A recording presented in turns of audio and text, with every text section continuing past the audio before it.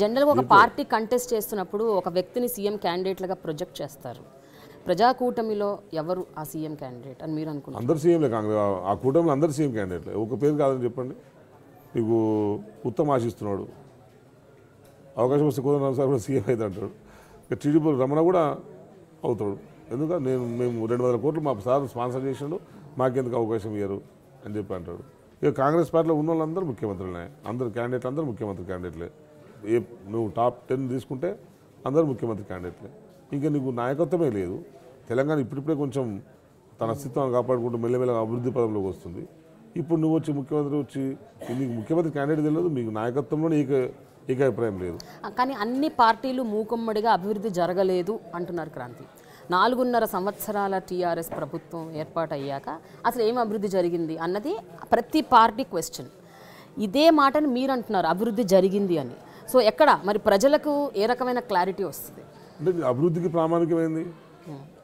ప్రతిపక్షాలు చెప్తున్న అభివృద్ధికి ప్రామాణికం ఏమి ఉండాలి? ప్రజల జీవన ప్రమాణాలు పెరగాలి. నీకు అభివృద్ధి అంటే నీకు వాళ్ళు చెప్పే అభివృద్ధి ఏంది? నీకు రోడ్లు కావాలి, ఈ ప్రాజెక్టులు కావాలి, ఇంకో ఇల్లు కడతాను కట్టలేవు, నేను హైటెక్ సిటీ కట్టించిన, నేను హైదరాబాద్ మొత్తం డెవలప్ చేసిన, రింగ్ రోడ్ ఎట్టించిన, అది కాదు కదా అభివృద్ధి.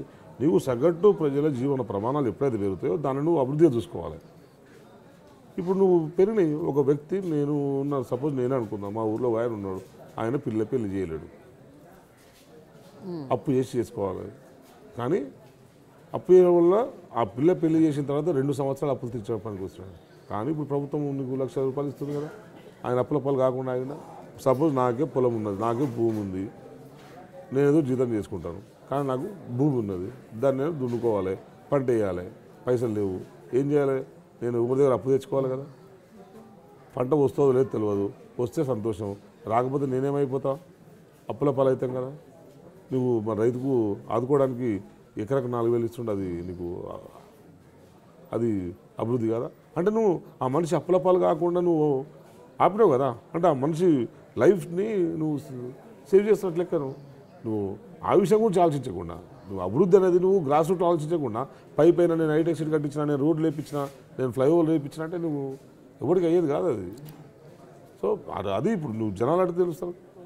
వాళ్ళు ప్రతిపక్షాలు ఎన్ని మాట్లాడినా కూడా జనాలు కేసీఆర్ చేస్తున్నది అభివృద్ధి అనేది జనాలకు స్పష్టంగా ఉన్నది. ఇప్పుడు సపోజ్ చూసుకుందాం, వీళ్ళు ఊర్లలో ముసలు ఉంటారండి, పాపం చాలా దుర్భరమైన పరిస్థితిలో ఉంటారు. ఒక దగ్గర పట్టించుకుంటారు చిన్న వాళ్ళ పిల్లలు, ఇంకో దగ్గర పట్టించుకోరు, బిక్కుమంటూ ఉంటారు. ఇంతకుముందు 200 వచ్చేది, ₹1,000 ఇచ్చాడు. ₹1,000 ఇచ్చిన వాళ్ళు దర్జాగా కాళ్ళ వేసుకొని బతుకున్నారు. నేను ఒక ఊరిలో ముసలాయన అడితే ఆయన ఓపెన్గా చెప్తున్నాడు, ఏం చేస్తాం, వాడు ఇచ్చినప్పుడు బీడీలో సరిపోయేది కాదు, కాంగ్రెస్ వాడు ఇచ్చినప్పుడు.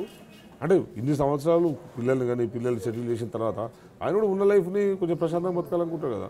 వాడు బీడీలకే సరిపోయేది కాదు. అంటే ఊళ్ళో అందరికీ బీడీ కలదావడం అలవాటు కదా. వాడు ఇచ్చేది నాకు బీడీలకే సరిపోయేది కాదు. ఇప్పుడు ₹1,000 వస్తుంది, మంచిగా బీడీలు తాగుతున్నా, పొద్దుగాలు వచ్చి హోటల్లో ఛాయ్ తాగుతా, టిఫిన్ చేస్తున్నా, ఇంటికి పోయి పడుకుంటా, ప్రశాంతంగా ఉంటే. ఇంకో 1000 పెంచుతున్నాడు, మరి 2 పెంచినా పెంచకుండా మాకు అవసరం లేదు, మాకు ఇది కావాలని చెప్పండి. అంటే నువ్వు ఒక సెక్షన్ ఆఫ్ పీపుల్ నువ్వు అంత హ్యాపీ ఉన్నట్టే కదా. నువ్వు అభివృద్ధికి నువ్వు దేని కులం అని అంటావు?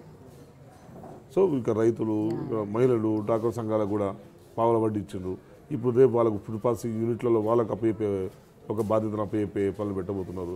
సో ఇవన్నీ అభివృద్ధిలో భాగం. అభివృద్ధి కాదనుకుంటే అంటే పొలిటికల్ ఎజెండా. అభివృద్ధి జరగలేదు అనడం ఓన్లీ పొలిటికల్ ఎజెండా. అధికారంలోకి రావడమే ఎజెండాగా వాళ్ళు మాట్లాడుతున్నారు తప్పించి అసలు ఎక్కడ కూడా అభివృద్ధి లేదు అని చెప్తే నువ్వు ఊర్లోకి వచ్చి రమ్మని చెప్పండి. అంతేందుకు మా దగ్గర బాబు ఉన్నాడు, మిగతా నియోజకవర్గాలు చాలా అభివృద్ధి జరిగింది, మా చుట్టుపక్కల మా దగ్గర తక్కువ ఊళ్ళో నిలదీస్తున్నాయండి బాబుని. నువ్వేం చేసినావు మా ఊరికి అని. కొన్ని 100 కోట్లు ఇక్కడ పెండింగ్లో ఉన్నాయి, డబ్బులు ఖర్చు పెట్టలేకపోయాడు ఆయన బాబుమోహన్. అంటే అర్థమైంది. అంటే వ్యక్తులతో సమస్య ఉంటుంది కానీ పార్టీ పరంగా పాలసీ పరంగా అయితే ఎక్కడ కూడా లేదు. రేపు ఇంకా అధికారంలో కోసం బ్రహ్మాండమైన చూపెడితే అప్పుడు ప్రతిపక్షాలు కూడా స్మాష్ అయిపోతాయి. మీరు చూస్తున్నారు ఐ డ్రీమ్ న్యూస్ని. మీరు చూస్తున్నది ఐ డ్రీమ్ న్యూస్. అంటే కళలని నిజం చేస్తూ ప్రజలకి నిజాలని కళల ద్వారా తీసుకొచ్చే ఐ డ్రీమ్కి మై బెస్ట్ విషెస్. మీరు చూస్తున్నది ఐ డ్రీమ్ న్యూస్. మీరు చూస్తున్నారు I dream channel. For more videos please subscribe iDream. మరిన్ని వీడియోల కోసం iDreamని సబ్స్క్రైబ్ చేయండి. Please subscribe iDream. And I am very much satisfied with the way interview went on.